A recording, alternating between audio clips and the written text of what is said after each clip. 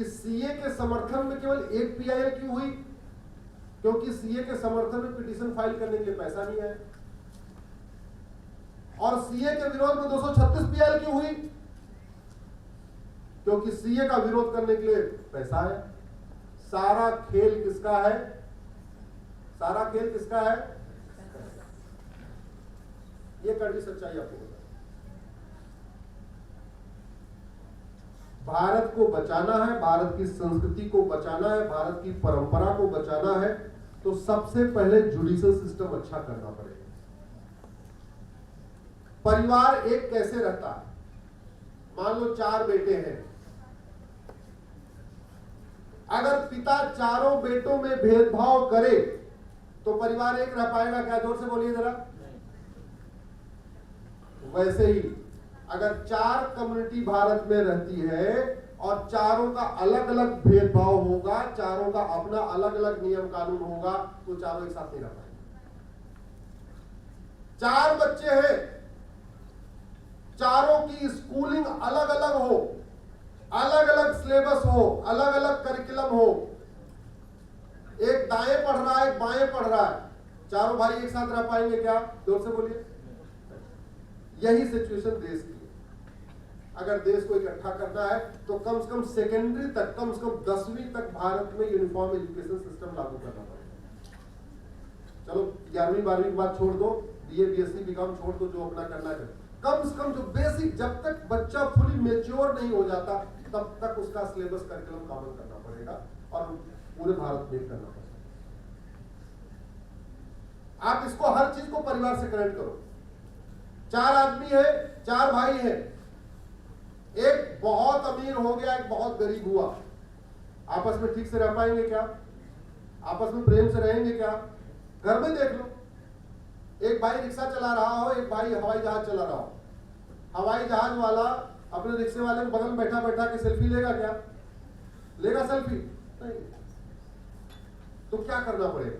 करना ही पड़ेगा कि सबको इक्वल अपॉर्चुनिटी दो, कोशिश करो कि सब लोग आगे बढ़ जाए, और ना आगे बढ़ पाए तो उनको समझाना पड़ेगा कर्म प्रधान विश्व करी रखा, जो जस करे सो तस फल चाखा। ये स्कूलों में डालना पड़ेगा, बताना पड़ेगा। जैसे हम परिवार में भेदभाव करते हैं तो परिवार बिखर जाता है, ऐसे हम समाज के, देश के नागरिकों के साथ भेदभाव करते हैं तो देश बिखर जाता है। घर में 4 बहुएं हैं, अगर चारों के लिए अलग अलग नियम कानून हो, चारों बहुएं एक साथ रह पाएंगे ठीक से क्या? 4 बेटियां हैं, 4 बेटियों के साथ भेदभाव हो, चारों बहनें एक साथ ठीक से रह पाएंगी क्या? नहीं। वैसे देश की बेटियों के लिए अगर आपने नियम, अलग अलग नियम कानून बनाया तो नहीं हो सकता।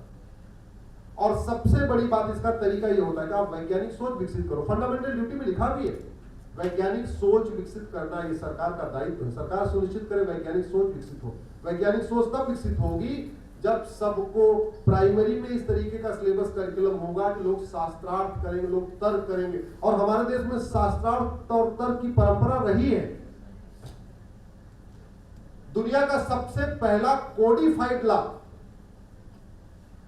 वर्ल्ड का, दुनिया का, इस पृथ्वी का सबसे पहला कोडिफाइड लॉ है मनुस्मृति। उसके पहले रिटन कोई जुडिशियल सिस्टम था ही नहीं। पहला जो कोडिफाइड लॉ आया, क्या आया? मनुस्मृति। उसी मनुस्मृति में लिखा है यत्र नारस्तु पूज्यते रमन्ते तत्र देवता। जहां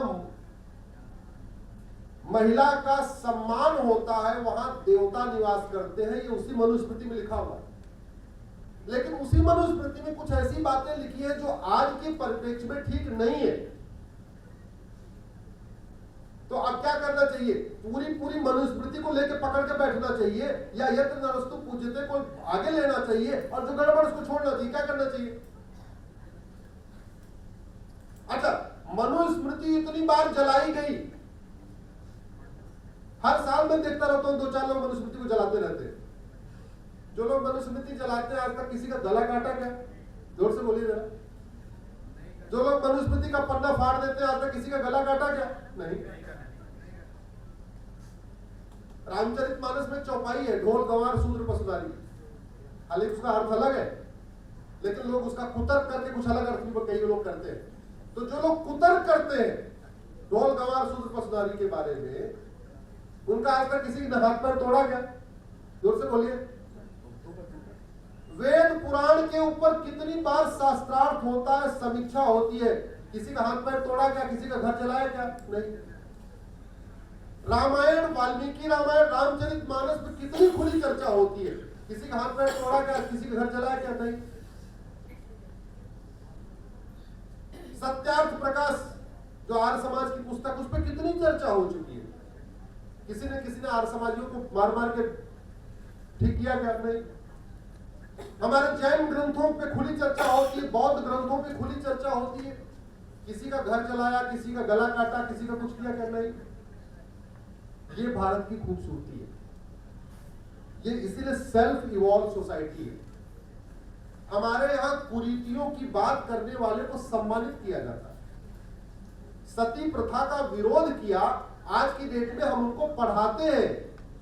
राजा राम मोहन राय का किसी ने गला काटा क्या? नहीं। ईश्वरचंद्र विद्यासागर जी को किसी ने कुछ बुरा भला कहा? नहीं। उनका घर जलाया? नहीं।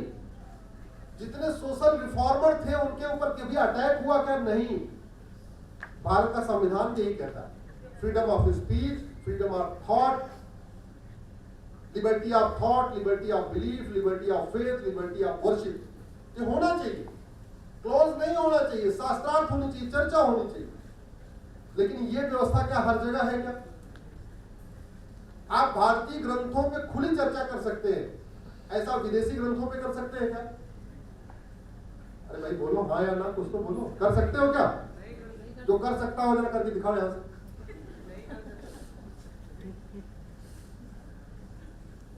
तो इसको समझो आप, मैं ये कह रहा हूं, इसको समझो आप, इसको करना पड़ेगा।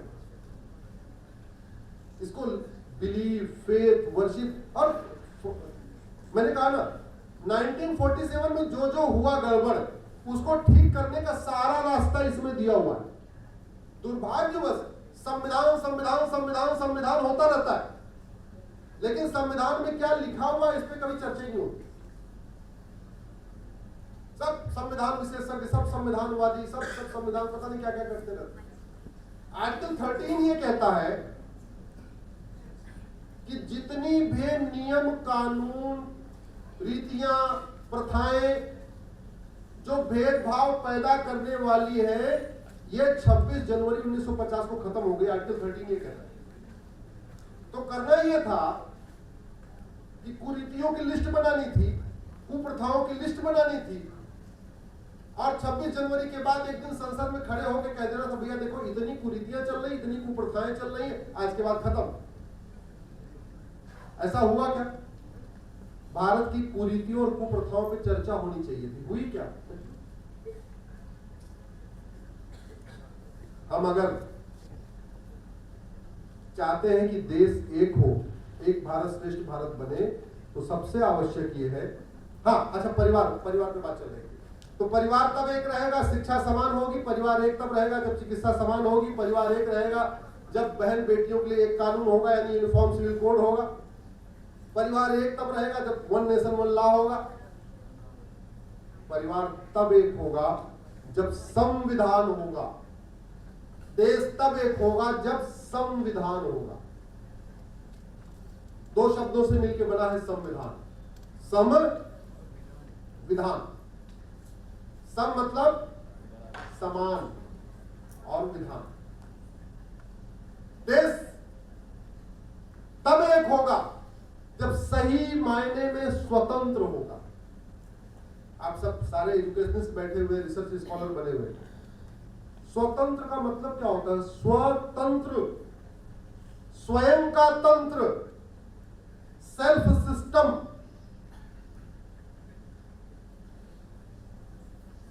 स्वतंत्र का मतलब हुआ एजुकेशन सिस्टम किसका होना चाहिए? हमारा अपना। पुलिस सिस्टम हमारा अपना। जुडिशियल सिस्टम हमारा अपना। टैक्स सिस्टम हमारा अपना।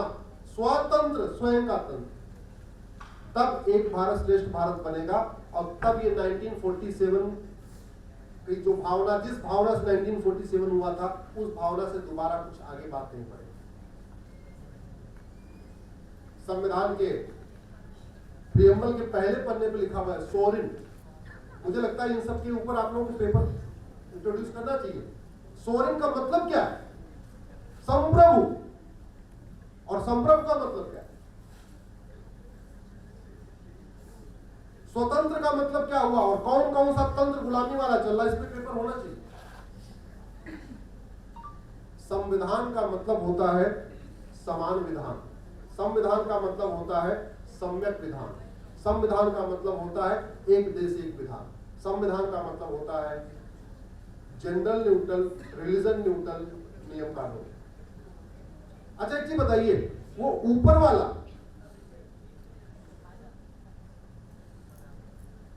वाला जेंडर न्यूट्रल, रिलीजन न्यूट्रल है या प्रो रिलीजन प्रो जेंडर है? सारे इंटेलेक्चुअल की चर्चा होनी चाहिए। ऊपर वाला पूरी तरीके से निष्पक्ष है या प्रो है? कोई बता सकता है? ऊपर वाला भेदभाव करना सिखाता है, भेदभाव करता है या सबको एक समान तरीके से देखता है? कंफ्यूजन है क्या भाई? आवाज क्यों नहीं आ रही है? ऊपर वाला जेंडर न्यूट्रल है या प्रो जेंडर है? जोर से बोलिए जरा। ऊपर वाला पुरुषवादी है या महिलावादी है, प्रो मेल है या प्रो फीमेल है, क्या है वो? पीछे चलो, ये हमारी बेटियां बताएंगी। बताओ ऊपर वाला क्या है?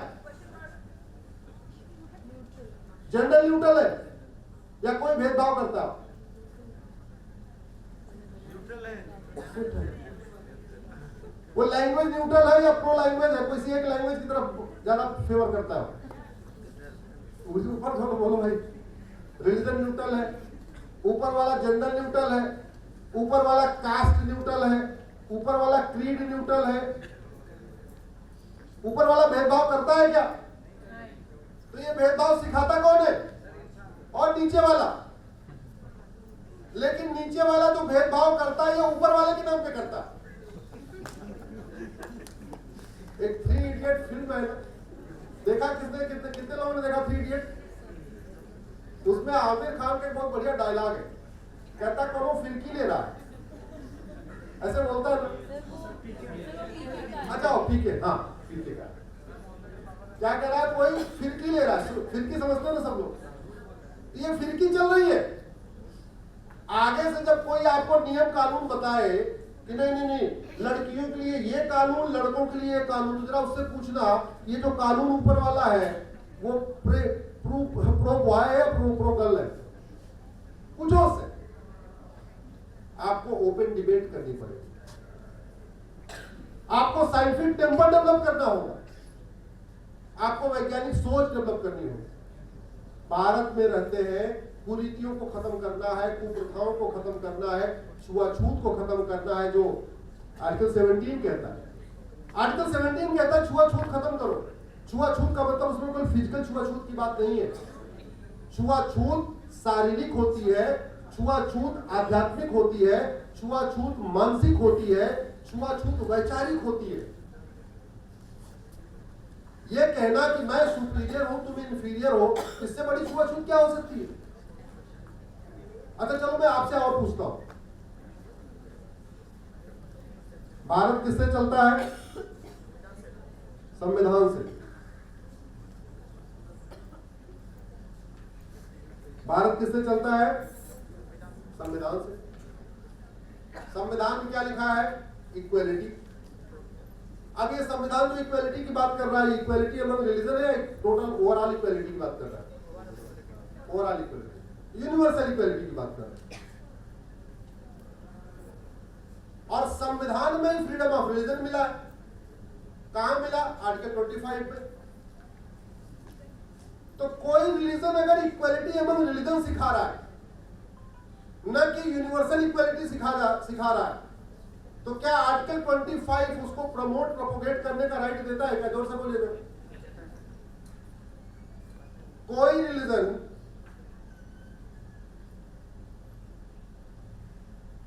फ्रेटर्निटी सिखा रहा है, भाईचारा, लेकिन फ्रेटर्निटी एमंग रिलीजन सिखा रहा है, न कि यूनिवर्सल फ्रेटर्निटी सिखा रहा है। क्या भारत का संविधान उसको प्रमोट प्रोपोगेट करने का राइट देता है क्या? नहीं। आर्टिकल 25 ध्यान से पढ़िए, आर्टिकल 25 रीतियों का अधिकार देता है, कुरीतियों को नहीं। आर्टिकल 25 प्रथा का अधिकार देता है, कुप्रथा का नहीं। आर्टिकल 25 भेदभाव करने का अधिकार नहीं देता। आर्टिकल 25 इमोरल चीजों को आपको आगे बढ़ाने का अधिकार नहीं देता। और भेदभाव करना, दूसरों को इंफीरियर समझना, ये कुप्रथा है, ये कुरीति है, ये धर्म नहीं है, ये क्या है? अधर्म है। और अधर्म, हमारा संविधान अधर्म को आगे बढ़ाने की इजाजत नहीं देता, उसको आगे प्रमोट करने का अधिकार नहीं देता। तो अगर हम चाहते हैं कि भारत में जो 1947 हुआ वो न हो, तो एक तो समान शिक्षा लागू करना पड़ेगा, यूनिफॉर्म हेल्थ केयर सिस्टम लागू करना पड़ेगा, देश की सभी बहन बेटियों को इक्वल राइट मिले, उसके लिए यूनिफॉर्म सिविल कोड लागू करना पड़ेगा। जितने हमारे रिलीजियस प्लेसेस हैं सबके लिए यूनिफॉर्म एंडाउमेंट कोड बनाना पड़ेगा, यूनिफॉर्म चैरिटी कोड बनाना पड़ेगा। गरीबी अमीरी खत्म हो, इसका भेदभाव कम हो। याद रखना, गरीबी का सीधा संबंध आज की डेट में पॉपुलेशन से। आप मुझे ऐसा कोई परिवार दिखाइए जिसके 2 बच्चे हो, बहुत गरीब हो, जिन्होंने 2 बच्चे को सिस्टम फॉलो किया, वो गरीबी से ऊपर उठ गए। वो किसी भी एरिया के थे, किसी भी क्षेत्र के रहने वाले थे, वो गरीबी से बाहर आ गए। इसके बारे में हमें चिंता करना पड़ेगा। और सबसे इंपॉर्टेंट, करप्शन को खत्म करना पड़ेगा, क्योंकि देश को बांटने के लिए जो पैसा आ रहा है, जब तक वो पैसा आता रहेगा तब तक लोग देश को बांटते रहेंगे। भाषा के आधार पे बांटेंगे, क्षेत्र के आधार पे बांटेंगे, पंथ के आधार पे बांटेंगे, रिलीजन के आधार पे बांटेंगे, जेंडर के आधार पे बांटेंगे, अगड़े पिछड़े के आधार पे बांटेंगे, कुछ न कुछ बांटते रहेंगे जब तक वो पैसा आएगा। पैसा बंद, बांटना बंद।